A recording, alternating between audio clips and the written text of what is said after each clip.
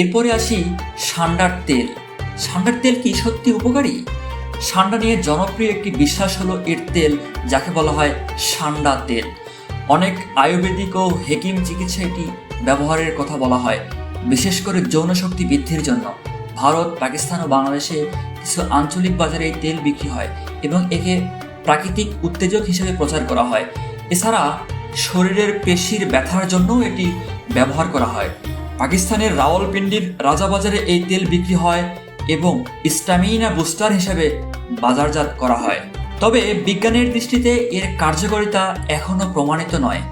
আধুনিক চিকিৎসাবিদ্যা বা প্রামাণ্য গবেষণায় এখনও সান্ডা তেলের উপকারিতা বা নিরাপত্তা নিশ্চিত করা যায়নি। বরং অজ্ঞাত উৎস থেকে তৈরি এসব তেল শরীরের জন্য ক্ষতিকরও হতে পারে। এতে ত্বকের জ্বালা, অ্যালার্জি বা অন্যান্য পার্শ্ব প্রতিক্রিয়াও হওয়ার আশঙ্কা থাকে।